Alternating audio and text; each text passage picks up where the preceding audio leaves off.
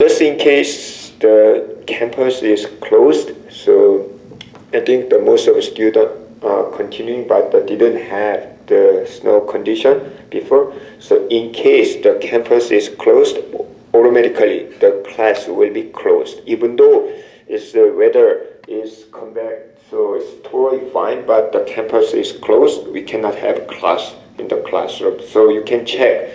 I'm not sure, do you have the notification from the school, email or the cell phone? I think you can register through the web advisor, but the best way is to check the mbcconnecticut.com, or you can check the school website. So campus is closed, the lecture is closed, okay? The problem is the campus is not closed, but the road condition is horrible and there is snow. At that time, I will try to my best to, the best thing is the safety. So I will decide that I will email or send a message to the student. So either I'm going to use the web conference using the Canvas, or I'm going to cancel the class depending on the progress of our lecture. Okay, so if we are in a hurry to catch up the schedule, then we will have the online class using the web conference tool. I forgot the name of that. Every time it's changed, but I will give the instruction just in case. Otherwise, we will catch the class, then the next class we will catch up. So today we are going to discuss about one more announcement. The next class we will have the second exercise lab for the VI editor, as well as the GA will prepare for the short presentation about the Project Zero. What is the requirement and what is the restriction? So please bring your laptop with your virtual machine that you use. Then we can continue the exercise lab. So hopefully I tried my best to finish the chapter 4 today. In case I couldn't finish the chapter 4, I will continue the lecture on Thursday, then followed by exercise lab. Okay. Also, all the quizzes are posted on Canvas, so it's your responsibility to check the submission date. So I'm not going to remind every time, so please check. Yes.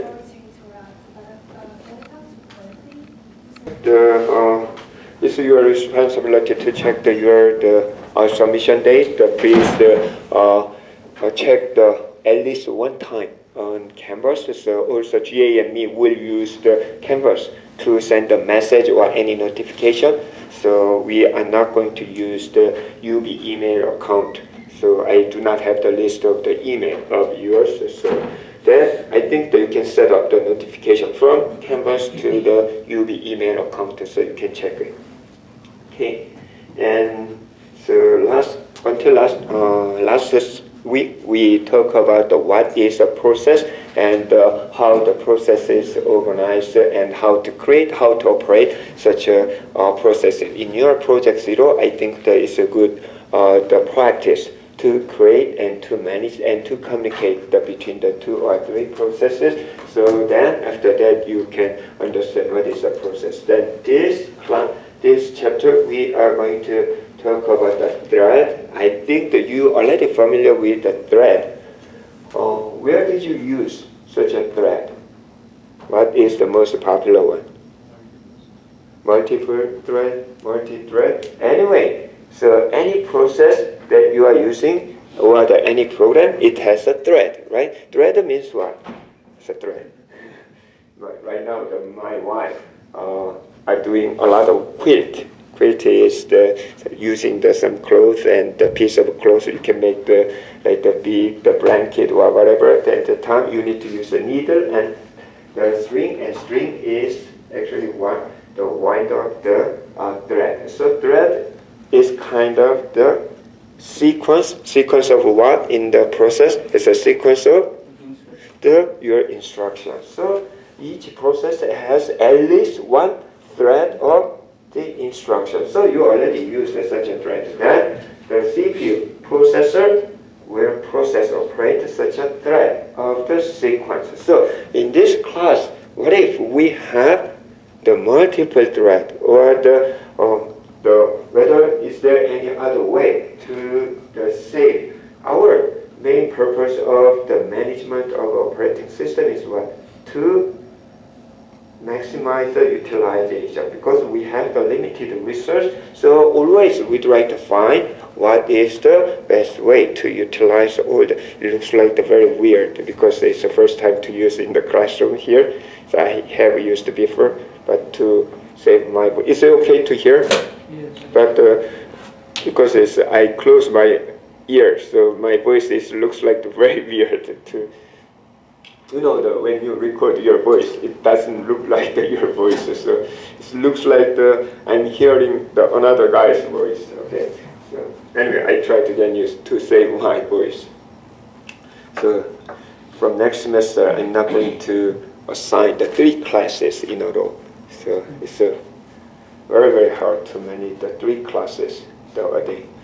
Okay, so today we are going to see what is a thread. Also, you have used the thread in Java programming. Java is basically the base on whenever you create the instantiate or object, or whenever you load the class, that you will use the thread, because the Java virtual machine is a process. That process will create the virtual thread. So today we are going to see how what is a thread and how to create and how to operate the thread, how to manage the thread. Okay, so these are the objective of this class.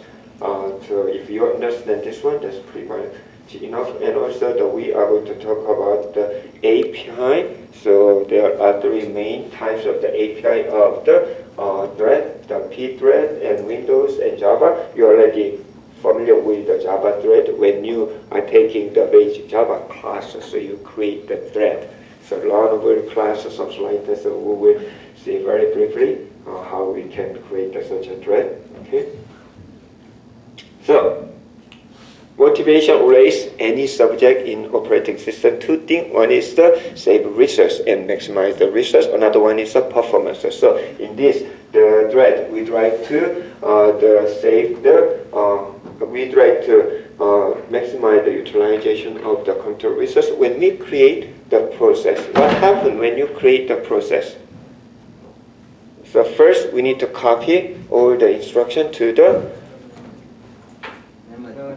memory. Okay, so the process structure. In addition to that, we have the location for the global variable and the temporary variable and the dynamic increased variable. Some of them are used, and some of them are just allocated. And for example, so when you are using the PDF, the presentation, the PowerPoint file, PowerPoint, the program.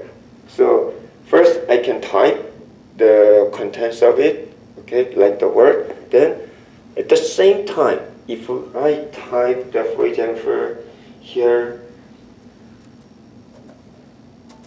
then, this is not, I disabled it.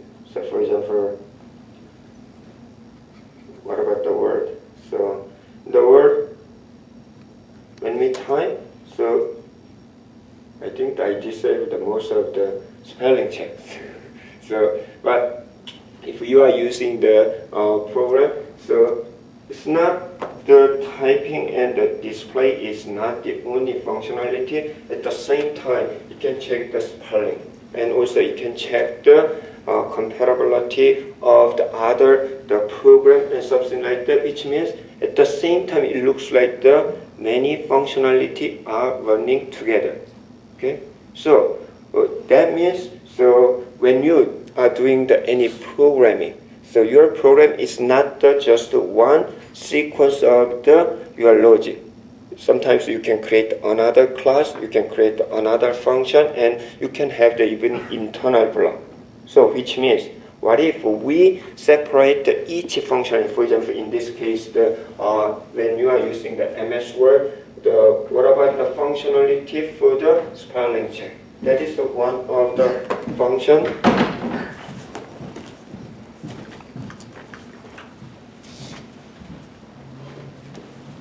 So this is a spelling check, and you have the typing, and you have the communication. These are the functionality in your the program, in your process. So each one has their own sequence of the instruction. So we will consider this is one thread, one thread, one thread. So if we separate such a thread, then consider as a process. Okay?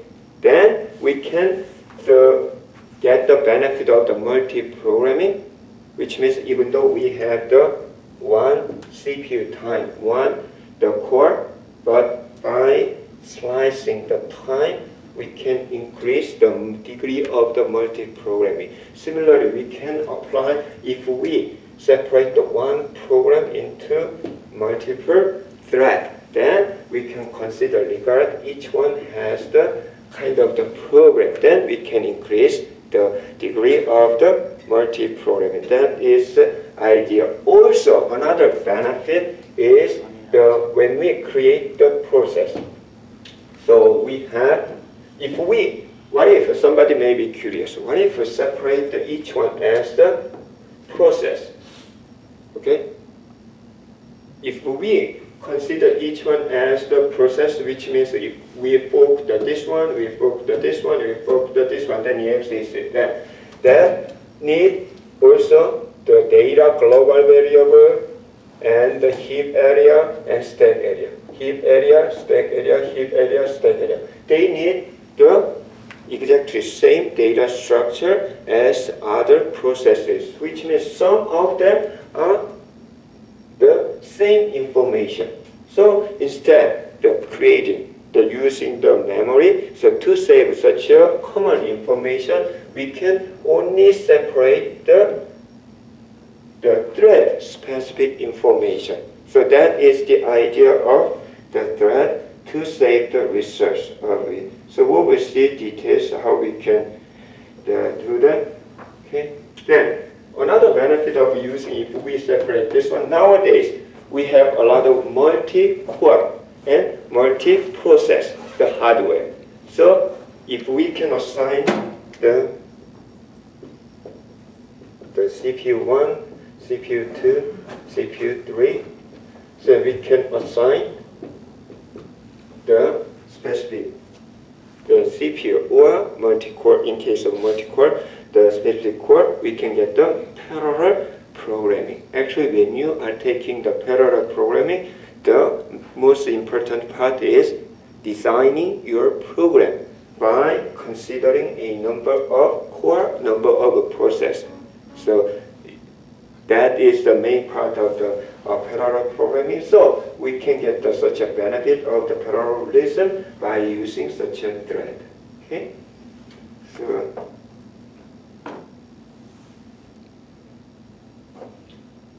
what is a kernel? Kernel is it's a set of software to operate your it's the main part of the operating system. Actually, when you take a look at the process list, so some of the process is the init and that create the child process, and sometimes you cannot see the functionality that are required for your operating system at the time, because the kernel use usually the multi-threaded program. So it create it's not creating the separate the process. Instead, the kernel create the thread. So you cannot see such a process from the process list because it is using the multi-thread. So mostly the kernel uses such a multi-thread. Okay. So key part is which part of the process, the data structure are common or which are independent. So the independent part, so even though you have the one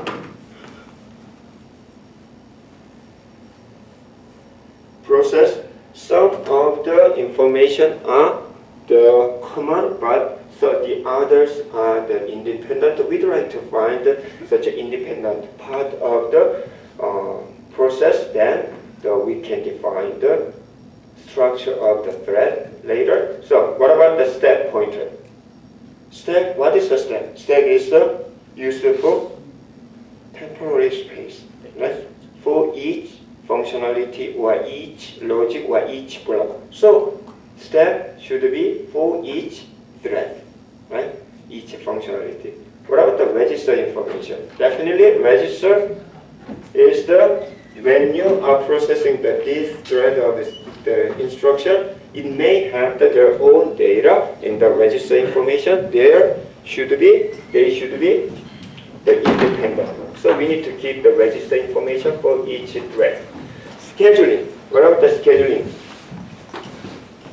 Some of the scheduling algorithms are for all the process. So in case this process is getting the CPU resource, then we can process some part of the thread. Also, we can consider each thread among these. So, for example, this time we got the CPU time here, that this process is selected. Then among the thread in this process, we can schedule their own to get the CPU resource.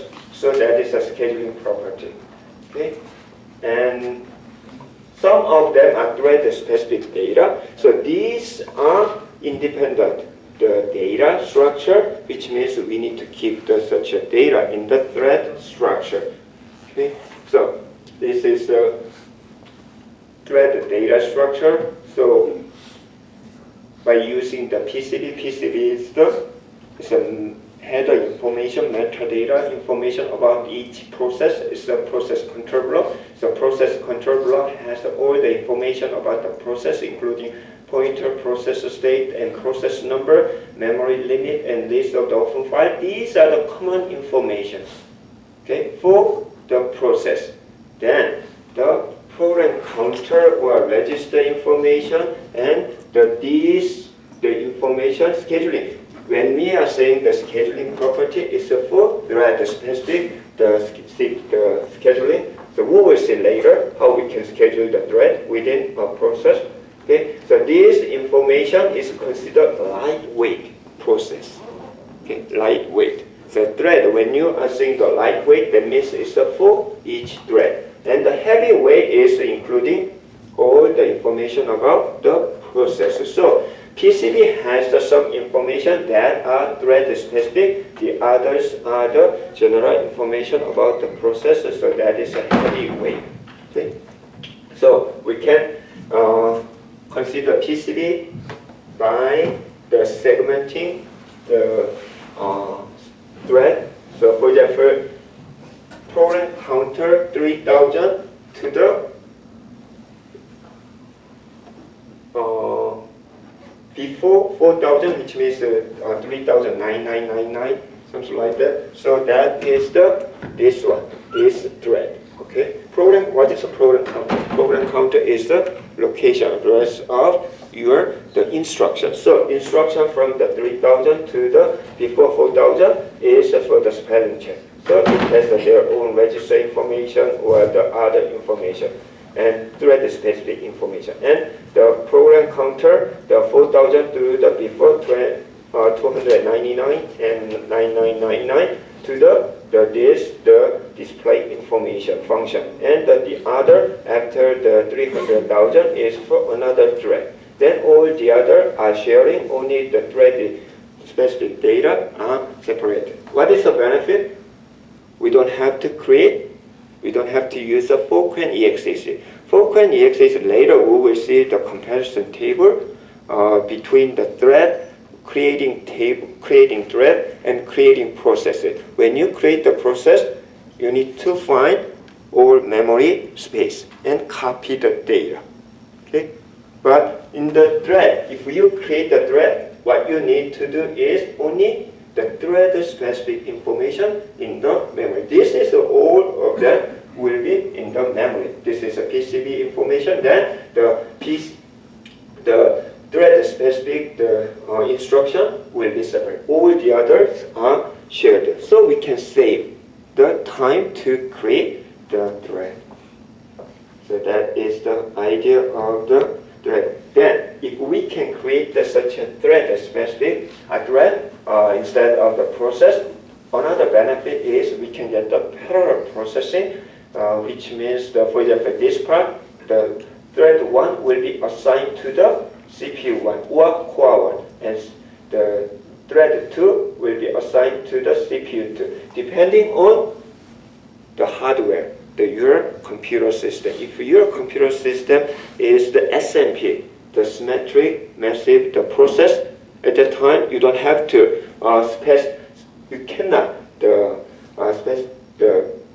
allocate each thread to the specific CPU. The operating system itself then will manage. It's a symmetric, it's logically one CPU, but by considering the load balance and everything, it will assign automatically. But if you are using the MPP machine, which is the shared nothing, so you have the number of CPUs, so you need to explicitly specify the such a CPU. Anyway, anytime, so if your program is not based on the threads, so you can not get the benefit of the parallel processing. So in case you have such a thread, so you will get the benefit of the parallel processing, which means it will be faster.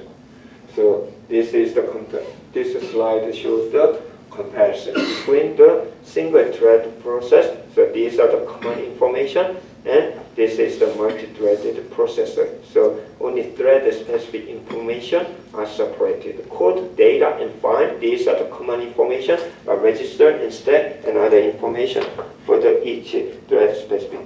This means the thread is a sequence of your instruction. It's a logical flow. Okay. There are different types of the thread. So mostly the POSIX thread. The second is a Windows thread, and third one is a Java thread. This one is the example of the POSIX thread. So mostly the Unix system or Linux system uses such a POSIX thread. The POSIX thread, okay. Like this is the Unix process. So it's a process. It has for example, the stack area.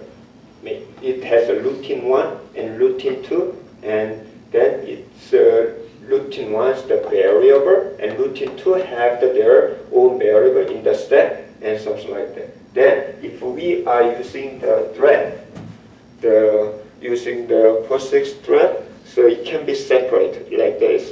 Thread 1 has the routine 1 is separated, and routine 2 is for this one. And also it has its own stack area, okay? It's a routine 1, it's a routine 1 and routine 2, and it has its own stack, and it has its own stack. Okay? Then the data will be the common information. Then what's the benefit of such a using thread?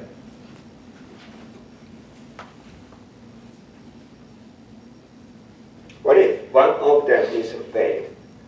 Depending on the program, entire program will be failed. But for example, if we add the finding prime number, okay, how can you find the prime number?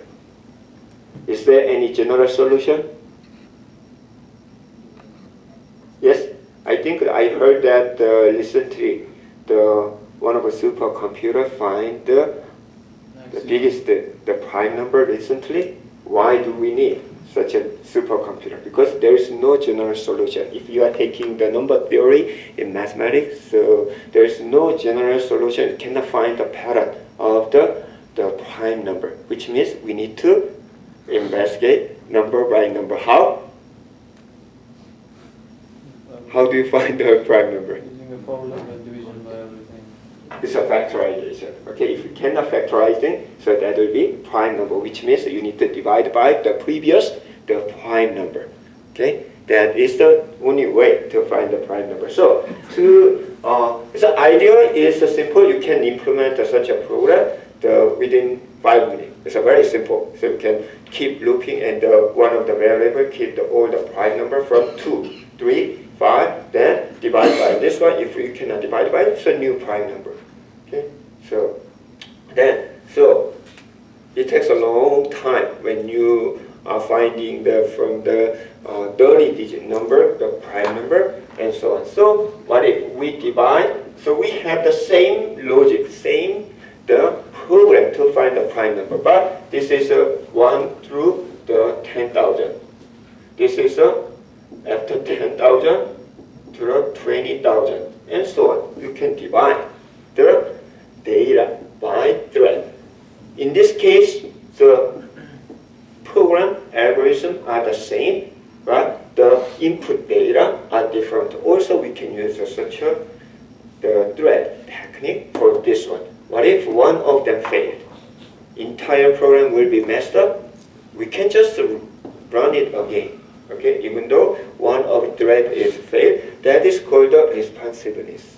So even though however, if you are running one program to find the prime number, in the middle of the process is failed, like the lack of the memory, whatever, then you need to run it again. Okay, so that is the benefit of using the responsiveness and resource theory. Definitely, as we talked before, each thread that has the common information, also there are thread-specific information, so we can share the sum of the data. It is the experiment. I think that you can also test. I didn't do that, but you can test it. Sometimes the creating thread is 30 to 32 times faster than creating the process. Creating process, you can run the fork and exec. Then creating the thread, you can use the thread library. Then compare the time when you create the 1 millionth of process, 1 millionth of the thread. Which one is how much faster? It's usually 30 to 32 times faster. Creating thread. Okay. Also, we can get if we can assign the specific processor or the core, then we can get the benefit of such an MP architecture, multiple processor architecture, both SMP and MPP, the architecture. That's the actually issues. It's not easy. Is there anyone who are taking the parallel programming class? So it's the 1 semester long, the class. Okay, so you need to design and everything. Even you can use the existing, like the open MPI, so which means that you can program and learn your program using the open MPI. They try to separate your job, but if your program design is not separated, you cannot get the full benefit of that. However, nowadays, so another solution for such a parallel programming is coming out, that is the big data solution. So when we have the big data, so like not terabyte, not petabyte, it's the exabyte data, huge amount of data. So definitely we need to get the benefit of such a MP architecture, parallel process. Then the main problem is the programming. So still the MP programming is very hard, so you need to take the 1 semester long class. So they provide the very easy programming, the framework for the parallel programming, that is in the big data system using Hadoop. So it's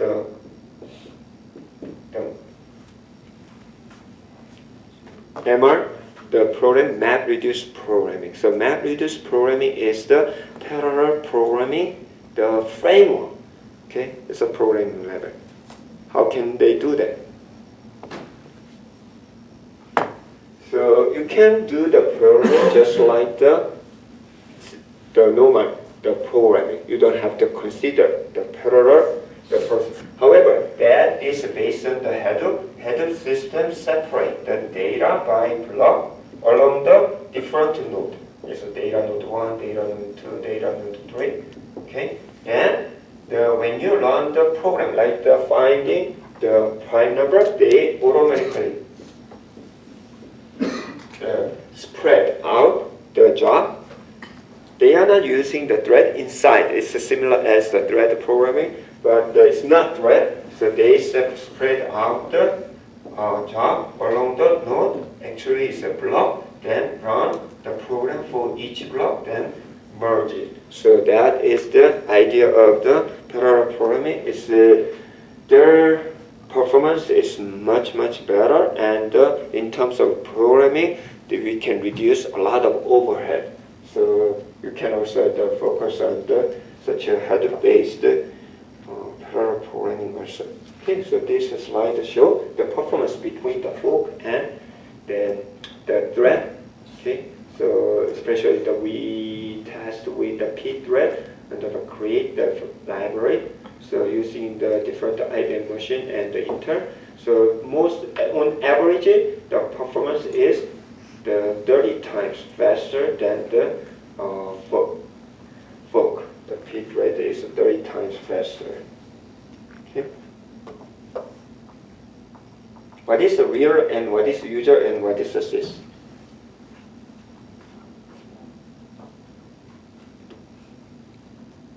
What is it? User and what is the sys? Sys might be the kernel processes. It's all of them are CPU time, right? In the CPU time, do you remember we have the dual mode, the operating system? Yeah. One is the user mode, another one is the kernel mode. So user mode for the user time is the user mode. So and the sys is the kernel mode. So it is recommended, not general, but the ratio between user time and sys time, which one should be higher? Mostly the user. Okay, there are a lot of the user application part. Then some of them are using kernel mode by calling the system library. So it is just recommended in general the system 3 to 1 or sometimes 4 to 1. Okay, but in this case, it's just creating fork and the P thread create. It uses a lot of system call. Because of that, instead of user time, there are a lot of sys time. But in general case, your system, it is recommended the 3 to 1 ratio, and real time is just the work clock time is a real time. So you can focus on this part and this part. This is one of the criteria when you judge whether your system is okay or any problem. So you can get such data using the several commands like the uptime or the top TOP command and what else? W, I'm not sure whether it, so you can test it. Let me show you. Let me try. I didn't test with the Cwin. Doesn't have.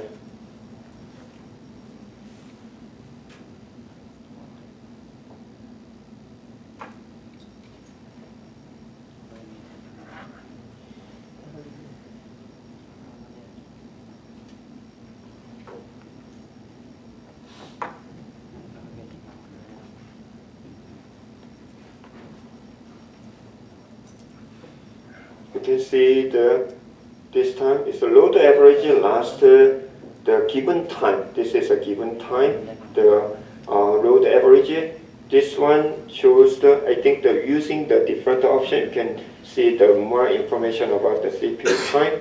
But this is the number of the process that used. Okay, then you can see the CPU time.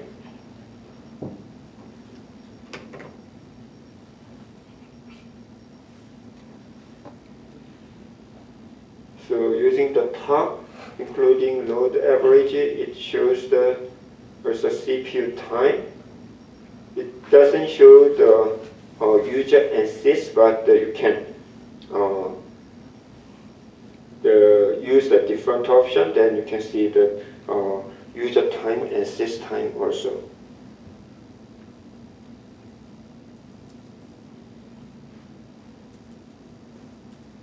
And also for each command, you can use the time command with the specific command. So you can see the real time and user time and sys time. The two list of, it doesn't use the almost nothing, the system time. Most of them are the user time, the user application time. Okay.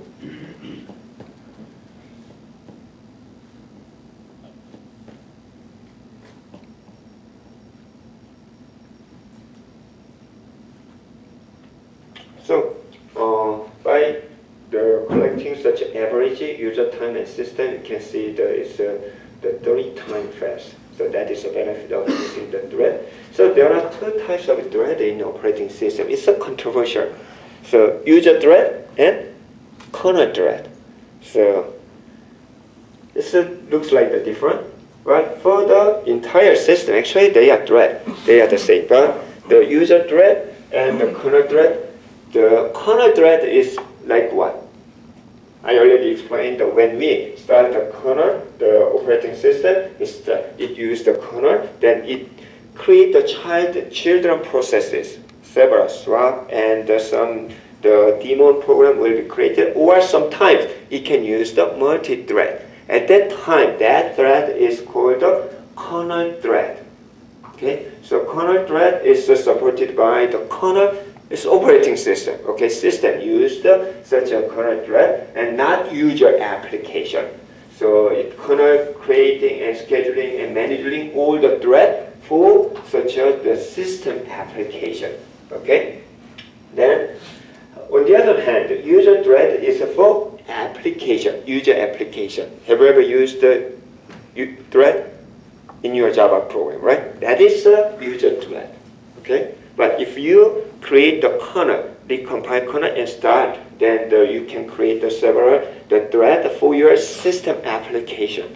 That is the kernel thread. So there are 2 types of kernel thread. Mostly in your programming, the thread that you are using in your programming is the user thread. So as you know, there are 3 main the thread library. Process library, Win32 library. If you are using the Windows programming, then the create the thread, that is a Win32 thread. And if you are using the Java programming, then probably most of the students use the Java as a learnable class than the core. So that is a Java thread. We will see such a Java thread user for. Okay, so user thread, this is different from the operating system. So user is in charge of to create and manage then such a thread.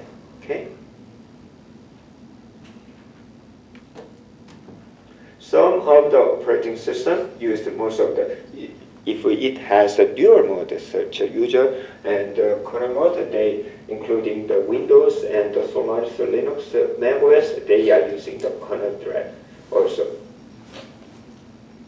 So this is the multi-thread server architecture that you have learned in your Java class. So we can create, we have the server, then the client from the user program, we can request the new thread, then the thread will be created. So that is the multi-thread server architecture. Java uses such a the multi-threaded server architecture, and also you can control from the client after you create the thread. You can control, manage each thread, start the pause and the resume and terminate and create the new thread.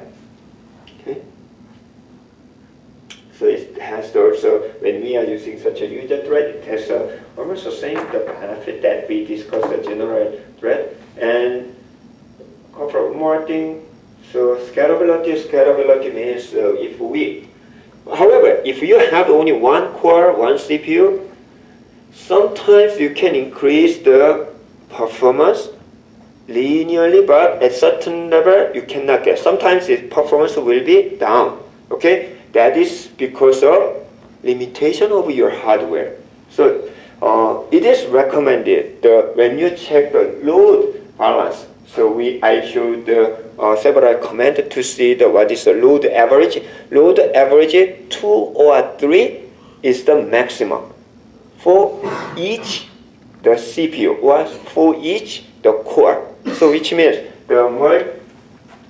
when you have the 1 CPU, 2 or 3 the process or the thread are the maximum to get the best the performance. So, however, if you have the multiprocessor, we can assign for each thread to the multiprocessor, or the cluster system, or the MPP machine cluster system. So we can use the thread, then get the benefit of the scalability. So that is the thread. Okay. As we have seen before, it's faster, which means it's in terms of economy, it's cheaper and not expensive. Okay. So when you are doing multi-core or the multi-processor programming, so we can solve the several issues of the multi-core or multi-processor programming using the thread. So you can get the more idea if you are taking the parallel programming. Also, you can also keep your mind that there's another solution for the parallel programming from the header-based system.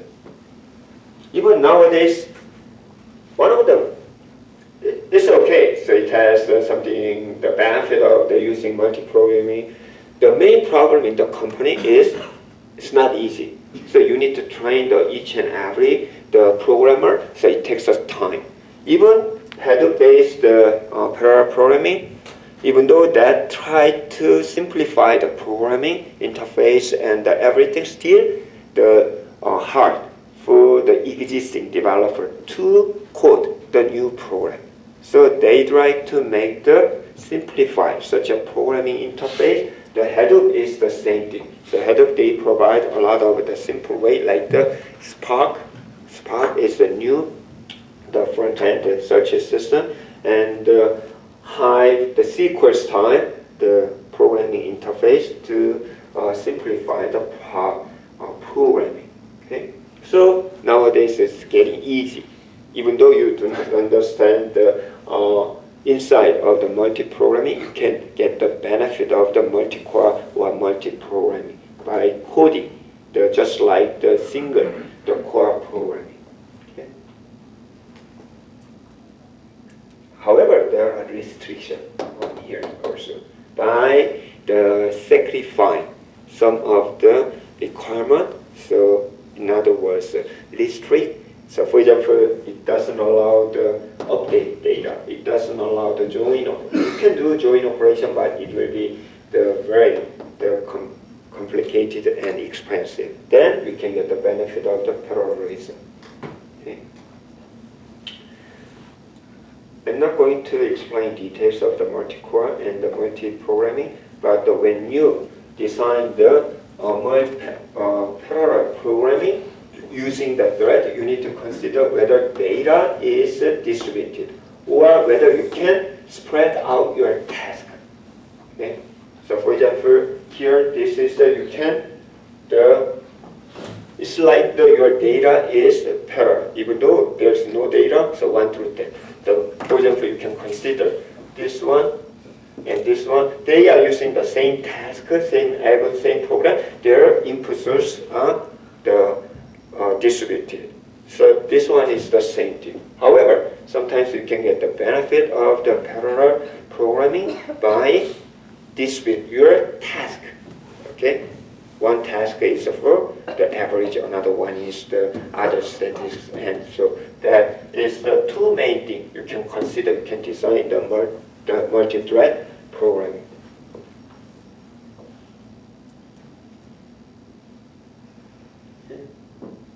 I think that you already know this one. So we have seen before. Then there's underthrow. So how much we can get the benefit of such a parallel programming. So by considering the ratio between the serial programming and the parallel programming, like the 75% of the programming in your program can be, not all the programming can be parallelism. So for example, the 75% required of your program can be parallel, the other 25% is a serial. So there is how much we can get speed up. That is the underthrow. So if you take a look at the end is the number of core, the more core you have, the speed up, the more speed up. So it's the denominator of the denominator that is the numerator. Okay? Then the S is the serial portion. So a serial portion, you can see that is mostly it is in the denominator, which means that the more portion of the serial, the less performance. So Anders law is not very complicated. You can easily understand. 1 minus 1 is what? It's a parallel part. So parallel part, so you can divide by number of core, then the inverse. So you can easily understand. So this is the, you can get the benefit of the Anders. The more the core, the better speed, and the more, the less the serial part, the better.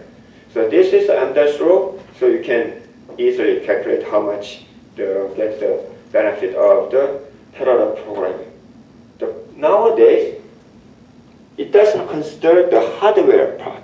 Okay, so depending on the hardware, the performance, it may be different. So nowadays, it's not the best the equation to how much we can get the benefit of the parallelism instead of Anders law. So we need to take account for the hardware performance.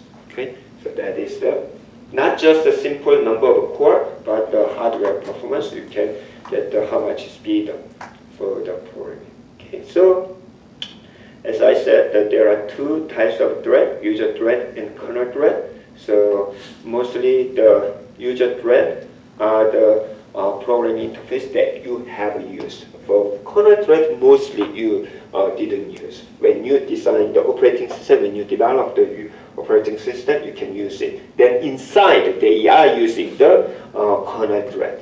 Okay. So we can consider the several, 3, 4 different the architecture model. So model is better. Model. So I'm using the user thread. But eventually, some part when you call the system library or the system call or something, when you access the hardware, so that can be performed by kernel thread. So which means we need to have consider the different types of model. Mostly, which thread has more thread? The kernel thread or user thread? User thread is much more than kernel thread. Kernel thread almost is a fixed number of the thread. So you have a number of the user thread, application level thread, but it has the single, the kernel thread. So problem is a simple architecture, simple model, but this is a single point of failure. If the kernel thread is a problem or stuck, entire the user thread will be the stuck or the hang. So like the green thread. Green thread means it's a user thread. Okay. Generally, when you are saying the green thread, it's the same meaning of the user thread. Solar is the user thread or the GNU protocol thread. They are using such a simple the architecture for between the user thread and kernel thread. If you need a better performance, anyway, this should be scheduled, right? We will see who will be in charge of such a the scheduling the moment later, several slides later, but so may take a time. So to enhance such a performance, if you have enough kernel thread, so you can, each one has affiliated the kernel thread. So user thread is assigned to the specific kernel thread. So you have almost the same number of user thread and kernel thread.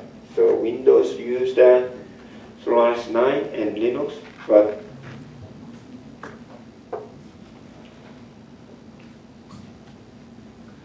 I didn't have any experience, any difference between the many-to-one or the many-to-many. But it's a problem of when you design your operating system. Okay, what types of model you are going to use between user thread and kernel thread. If you are using the dual mode, user and the kernel mode, then you need to consider how to do that. Many of the systems use such a many-to-many. So we have a number of user thread. Mostly the number of user thread is higher than the number of kernel thread. So, but it's not dedicated the kernel thread, instead, depending on the request, it will assign the specific kernel thread. Okay? So Windows used such a technique. But most of the system, they use the hybrid. So what is called the two-level model. So some of them are dedicated. Sometimes it's the many-to-many the model. Okay. And for example, Linux HP. I have used the True 64 Unix. Which one is the first 64-bit operating system? It's a DEC Alpha. Right now it's merged to the HP. So I have very bad feeling of this one because it was the first time to use the 64-bit, the Unix system, commercialized. So we had a lot of problem. So I was a database administrator, so we need the Oracle provide at that time the 64-bit module. So we install, then it doesn't work. So we call to the Oracle customer service, but they claim it's not their problem, it's the operating system problem. So if we call the at that time DEC Alpha HP, then they call to the hardware, and so they toss each other. So mostly we have the conference all together. Then finally we solve the problem with very simple one. It's not simple.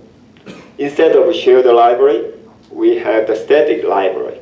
So compile each and every application with the static library. Then I think there is a problem of the memory management. So when we are using the shared memory, it has one copy of the shared library in the memory, then each one, the other will share such a library. But in the 64-bit module, it didn't work. So, but later it is fixed. It's a problem of the operating system. Okay, then to support to use the thread, so we need to use the thread library. Okay, it's a programming API that you have used. So kernel thread library is the operating system level, so you don't have to worry about much. But the user thread, so there are three main types of user thread. One is the POSIX thread. So POSIX is a kind of standard. Okay, not the implemented one. There are a lot of implementation for the POSIX library, so called the P thread. So when you are seeing the name of the P thread, that is based on the POSIX, the standard. Okay, so most of the Unix and the Linux system, okay, including Mac OS, so they are using the P thread. This is the example of the P thread. I think that this program example is the make the thread for this so sum of the number from the 0 to I think 1 to, I'm not sure.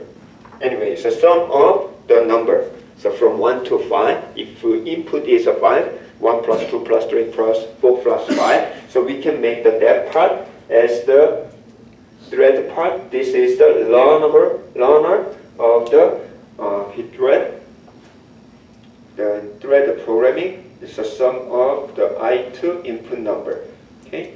Then it's a main function. So you can include in the C programming like this. It's similar as the import in Java. So pthread 8, the header file, you can include the header file. It's a struct of the pthread, and send out the input and output, the header.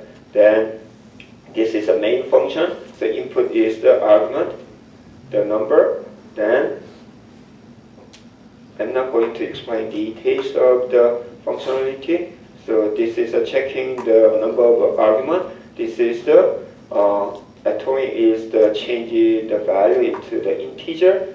And if less than 0, you cannot the sum of any number and return error. Then finally we can create the pthread. Pthread create using learner is this one, so that thread will be created. Create one thread, then that perform the sum of the 1 through input parameter. Then if that is done and return, you can create as many threads as possible depending on your the program purpose. For example, if I wanna sum 1 through 10 and 10 through 20, 21 through 30, so you can create the thread.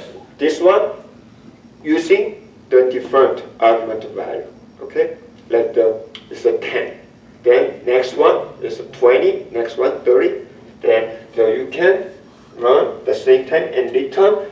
Finally, you can sum up the output of the thread. So that is the benefit of using user thread. This is based on the P thread.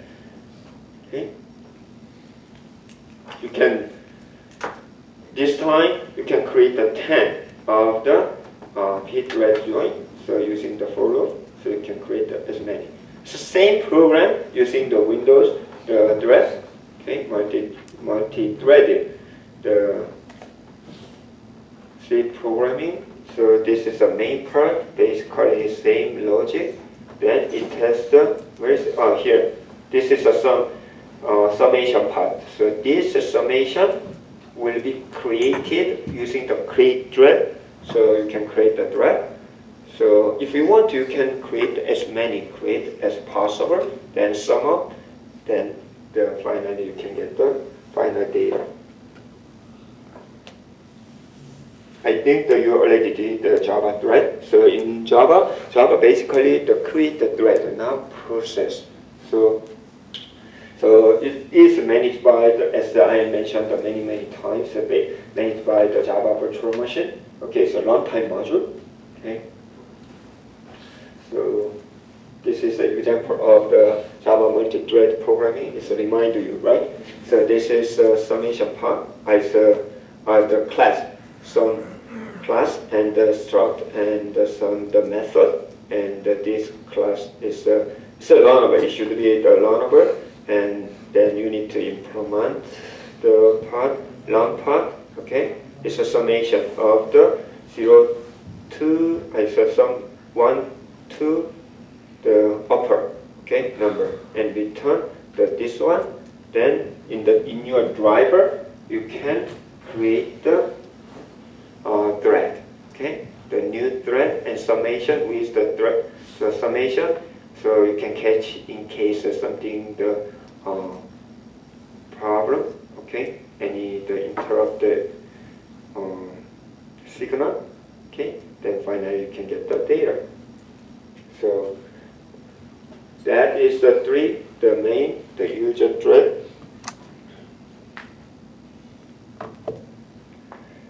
User thread, the POSIX, and the Windows, and the Java library. Okay.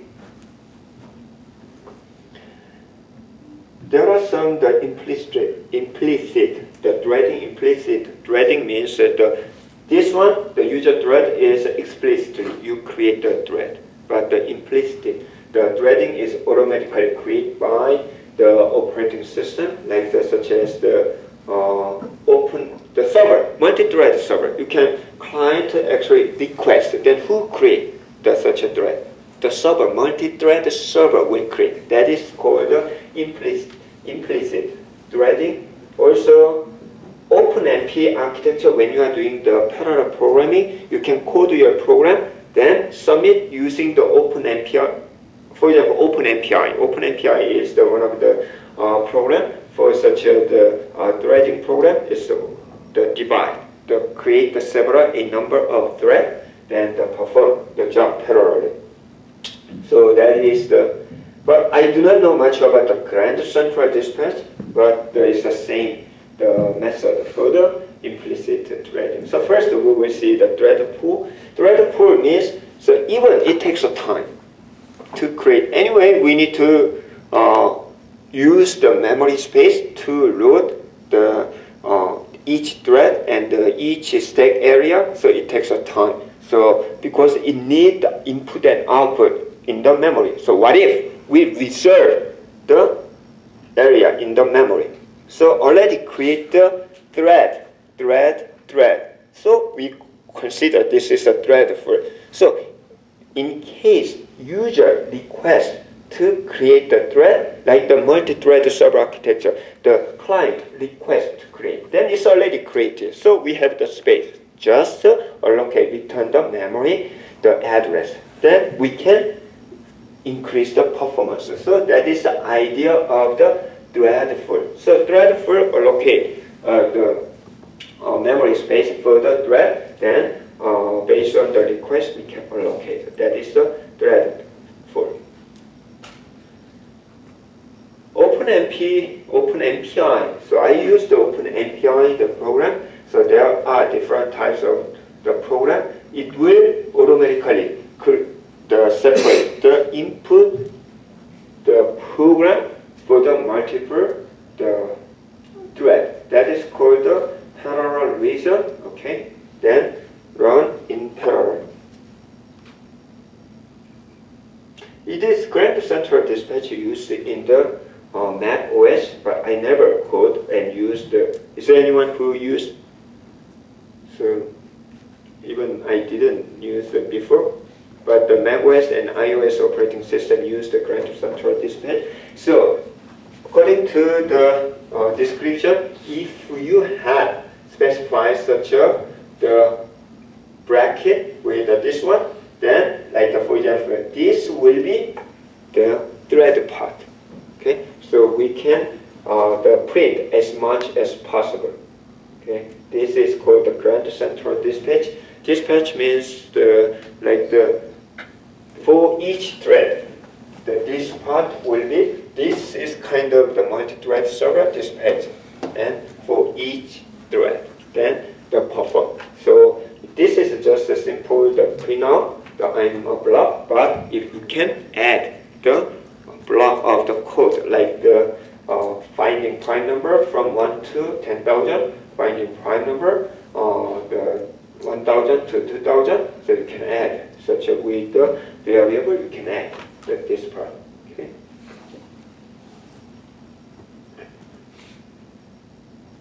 So when we are using the thread, it looks like the better when we are considering the multiple task or multi-level, the multi-programming, the parallel programming, it will be better. But still there are some issues we need to address, we need to consider when we design the thread programming.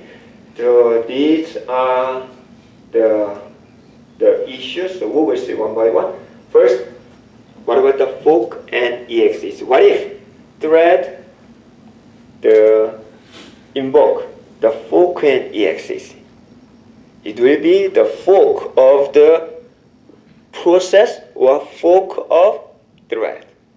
So that's the issue. So because of that, when you are doing the programming in Unix or Linux environment with the POSIX library, you can see a lot of fork, free fork or the fork something, fork S. So you need to check each and every. So because of that, because of the fork and exec, some of the fork and exec from the thread, it will fork entire process, or the other fork only the thread part. Okay, so you need to identify. But exec part is just a route, the programming code to the thread, so it's not the big issue. The problem is the fork part. So you can find a lot of the variation of the fork from the manual. So that is one of your job when you are doing the project 0. So if you are using the standard C programming, so there are even a lot of variation of the fork, the family. So you can find the proper one to create the number of the children processes. Okay. And what about the signal? So current operating system is based on the signal, which means the interrupt signal. But who receives? It's a process or the specific thread. So that is the problem. So basically the Unix system send the signal to the process, right? Then what if you want to send the signal to the thread, specific signal? So there's a signal handler that is the which one? Yes. There is no thread specific signal. Every signal has been sent to the processor. Yes, that is the general in the Unix system. So because of that, the processor can communicate with the thread. Okay, so you can control if you see the multi-threaded server from the client, and you can create a new the thread. You can control using the multi-threaded server from the client. You can stop and you can resume. You can even terminate for each thread. Okay, that is a signal handler in the thread programming. Okay.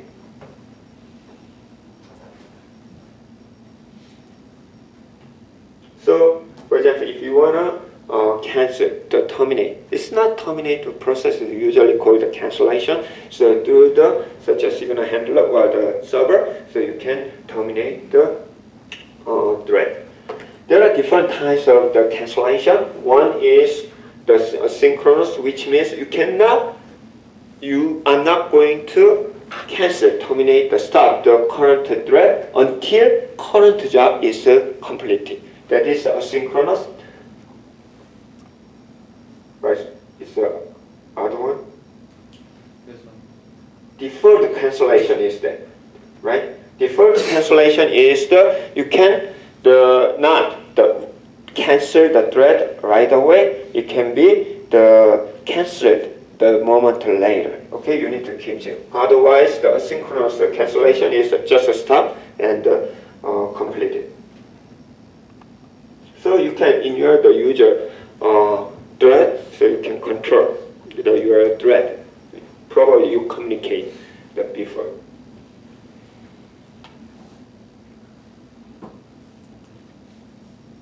And also, what if I want to keep something thread-specific data in the thread at the time that there is the thread local storage is called the TLR, so you can keep such a data in the it's for each thread. Okay, TLS is unique for each thread. You can get is the data. Then what about the scheduler that we have discussed before? So when we have the number of user thread, but we have the last number of the kernel thread. So the matching is called the scheduler that will be done by the lightweight process. Lightweight process, actually what is a lightweight process? It's a thread-specific information.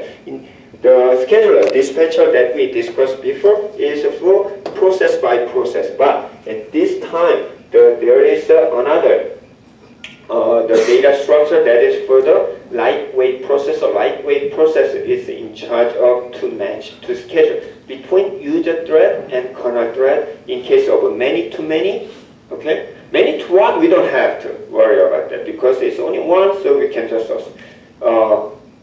many to one.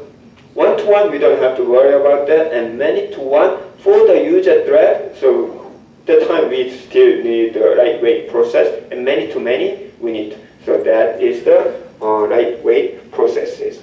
Sometimes, sometimes this scheduler will be most of the time when we have the number of user thread, we will select the kernel thread through the LWP. But sometimes the kernel thread request for specific user thread, depending on the something requirement.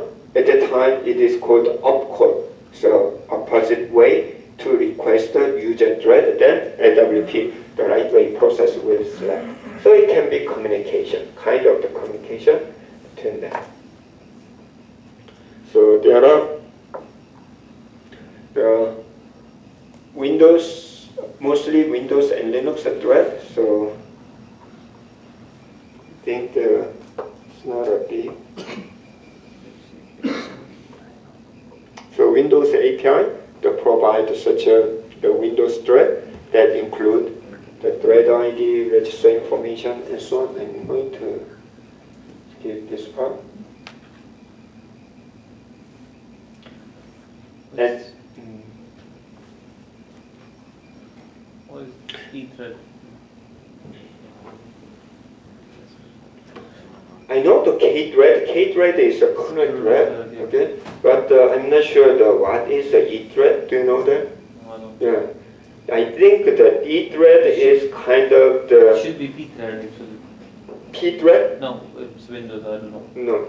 So Windows, I'm not familiar with the Windows thread. So it looks like, I guess, the E-thread is the kernel module that is in charge of the kernel. Because the kernel thread is managed by the operating system, that is the E-thread, then create a number of K-thread, so kernel thread. Then kernel thread is the communicate with the user thread, that is the, I think the T-thread environment block. Yes, it's the executive block. So which means it is the kind of manager of a number of kernel threads.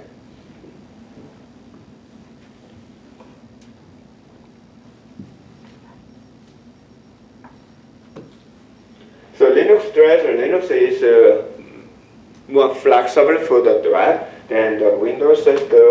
Sometimes it's called a task, but it's anyway the thread. Also, they provide something, the system library that abstract the thread that is called a clone. So when you are using the clone, it's the same as the creating the thread. Okay. Is it calling the? It's not calling the P-thread if we have a clone system call. Which one? Clone system call. How it creates the thread? How to create? How the clone system call create a thread?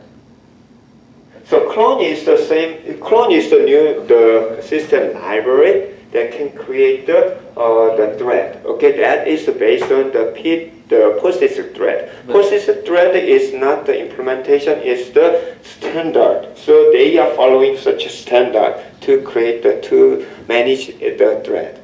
Can I call this system call without having the POSIX thread library in my machine?